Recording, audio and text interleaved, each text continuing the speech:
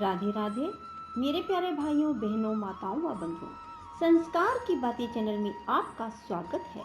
बंधुओं, आज मैं आपको बछवारस की कहानी सुनाने जा रही हूँ।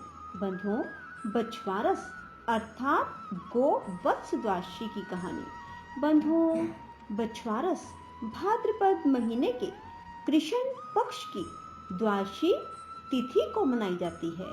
बंधुओं, बछवारस या गोवत्स द्वादशी का व्रत भाद्रपद के कृष्ण पक्ष की द्वादशी के दिन महिलाएं रखती हैं। ये व्रत अपने पुत्र की मंगल कामना के लिए रखा जाता है और इस दिन गौ बछड़े की पूजा की जाती है और इसके बाद बछवारस की कहानी सुनी जाती है। बंधुओं, बछवारस को गोवत्स द्वादशी, बछदुआ, बछवास, ओगद्वास, बलि द्वादशी आदि नामों से भी जाना जाता है।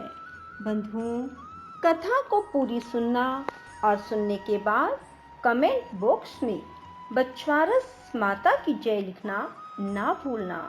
बंधुओं, इस दिन महिलाएं केवल मक्का और चना दाल बेसन से बना हुआ खाना ही खाती हैं।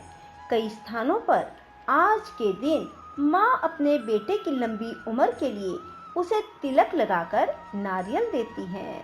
बंधुओं, बछवारस के दिन चाकू से कटी हुई चीज नहीं खाई जाती।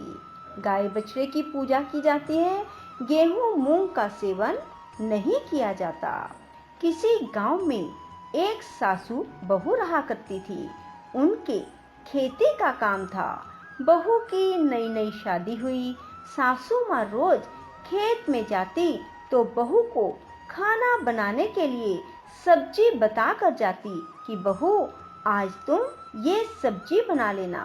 एक दिन सासू खेत पर जाने लगी तो बहू से कह गई कि बहू, आज गेहुलो मूंगलो रांध लीजिए।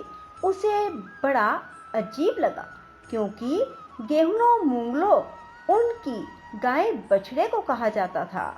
तो बहू ने सोचा कि सासू माँ गाय बछड़े के लिए बोल कर गई हैं।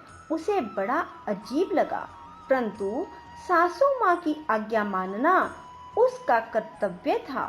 उसने गाय जब चरने गई तो पीछे से बछड़े को काट कर उसकी सब्जी बना दी।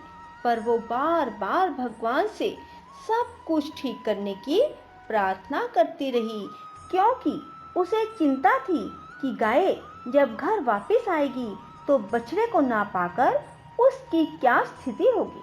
अब शाम को सासू जी आई तो उन्होंने बहू से पूछा कि बहू, खाना बना लिया? बहू ने कहा, हाँ सासू माँ, आपने जैसे कहा था गेहुलो मूंगलो की सब्जी बनाने को मैंने बना ली। सासू माँ गाय के बाड़े में बछड़े को चारा डालने गई तो वहाँ बछड़ा ना देखकर सासू माँ तुरंत बहू के पास गई और उन्होंने बहू से पूछा कि बछड़ा कहाँ है? तो उसने कहा, आपने ही तो कहा था कि गेहुलो मूंगलो की सब्जी बना लीजिए, तो मैंने बछड़े की सब्जी बना ली। ऐसा सुनकर सास को बहुत क्रोध आया और बहू को बोली, तूने ये क्या किया? तब बहू कहने लगी, माँ जी, आपने ही तो कहा था कि गेहुलो मूंगलो की सब्जी कर लियो, तो मैंने बछड़े की सब्जी बना दी। सास बहू से बोली, रे तूने क्या किया? अब सासू भी भगवान से प्रार्थना करने लगी। इधर शाम को जब गाय घास चर कर वापिस घर लौटी तो बछड़े के लिए रंभाने लगी। तो इधर घबरा कर आंखों में आंसू भरकर सासू माँ भगवान से प्रार्थना करने लगी, हे भगवान, मैंने सच्चे मन से यदि बछवारस का व्रत किया हो तो गेहुलो मूंगलो को जीवित कर दो। इधर शाम को जब गाय घास चर कर वापिस घर लौटी तो बछड़े के लिए रंभाने लगी। सासू माँ की प्रार्थना सुनकर भगवान को भी दया आ गई। भगवान ने सासू माँ की प्रार्थना सुनकर गेहुले मूंगले को जीवित कर दिया।